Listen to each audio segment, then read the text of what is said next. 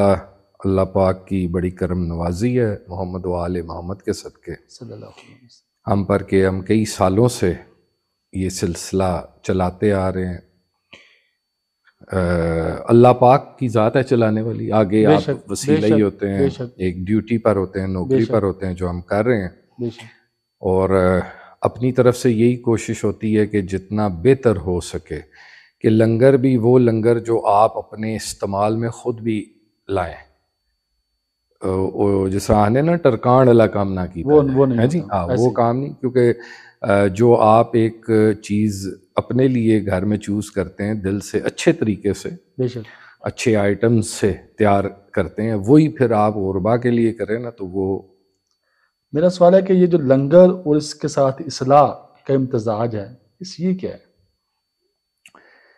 دیکھیں اگر آپ خالی اصلاح کے لیے بٹھائیں نا تو شاید نہ 100 بیٹھے ہوئے نا تو 70 چلے جائیں گے، 30 کوئی ایسے عقیدے والے ہوں جو بیٹھے رہیں گے. ایسے ہی ہر چیز میں لنگر ضروری ہے. لنگر ضروری ہے. کیونکہ دیکھیں یہ جو آپ کے ساتھ پیٹ لگا ہوا ہے یہ مشین ہے.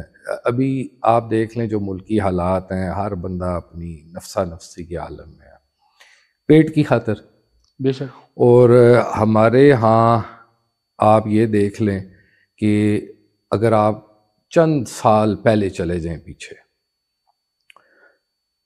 ایک گھر میں اگر فیملی ممبرز 10 ہیں، ہسبینڈ وائف 8 بچے، ایسے ہی.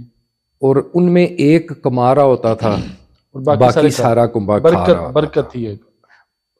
اب وہی ممبران بھی وہی ہیں اور 8 کے 8 جو ہے وہ کما رہے ہیں. بلکہ اب تو حکومت زور دیتی ہے کہ بادی کم رکھیں اور بچے 2 ہی اچھے کا سلوگن بھی. بالکل بالکل. مگر کیا ہے کہ برکت کم ہو گئی ہے، کثرت بڑھ گئی ہے اور ہر بندہ پریشان. ہر بندہ پریشان ہے.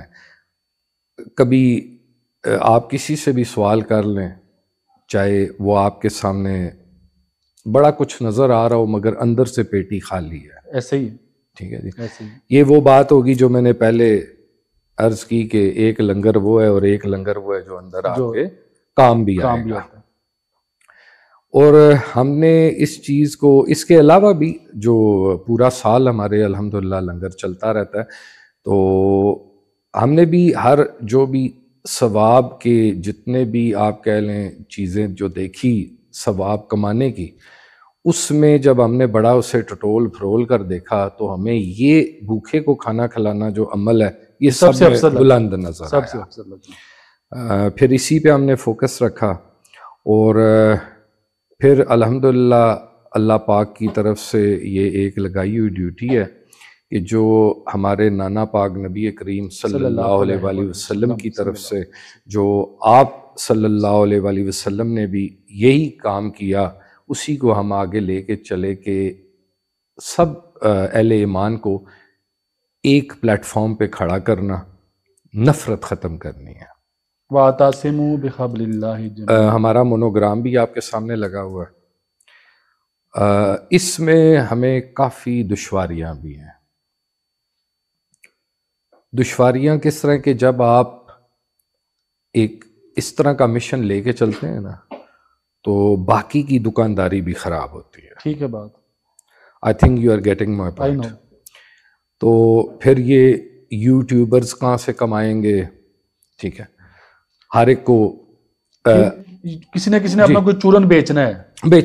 بالکل. دیکھیں موبائل فون ہے نا، ایسے ہی ہے. آپ یہ اٹس اپ ٹو یو کہ آپ اس کو کس طرح استعمال میں لاتے ہیں. آپ غلط بھی لا سکتے ہیں، نیگیٹو چیزیں بھی دیکھ کے، اور پازیٹیو بھی. یہ آپ پر ہے. یہ آپ پر ہے. تو ہمیشہ ہماری طرف سے یہی کوشش ہوئی ہے کہ ہر چیز تو مینیج نہیں ہو سکتی مگر جتنا اپنی طرف سے ہو سکے اپنا حصہ ڈالنا چاہیے. اچھا مجھے بتائیے گا، نماز، قرآن، درود شریف، یہ تو اہتمام ہم عبادات کا رمضان میں ہر کوئی کرنے کی کوشش کرتا ہے. اس کے ساتھ اور کون سا ایسا عمل ہے کہ جس کے کرنے سے آپ رمضان المبارک کی رحمتیں اور برکتیں بھی سمیٹ سکتے ہیں، اور اس کے ساتھ ساتھ آپ جو ہے وہ اپنے باطن کی صفائی کا عمل جو ہے وہ بھی تیزی سے کر سکتے ہیں؟ آپ سے تھوڑی دیر پہلے میرے چند مریدین آئے تھے تو اسی ٹاپک پہ ہی بات ہو ریلیٹڈ ٹو دس. جی جی. تو ان کو کافی پرابلمس تھی کیونکہ وہ بہت زیادہ عبادات بھی اور وظائف بھی ان چیزوں میں تھے. کرنے کے باوجود لوگ پریشان ہیں سر. پریشان نہیں، ہر چیز کی ایک لمٹ ہوتی ہے. ٹھیک ہے. میں نے انہیں کہا کہ جس کا کام اس کو سانجھے، یہ بھی مثال آپ نے سنی ہے. بالکل ٹھیک بات. جو جس کی ذمہ داری ہے وہ ادا کرے، باقی اس سے فیضیاب ہوں تو یہ زیادہ بہتر ہوتا ہے. ٹھیک ہے بات.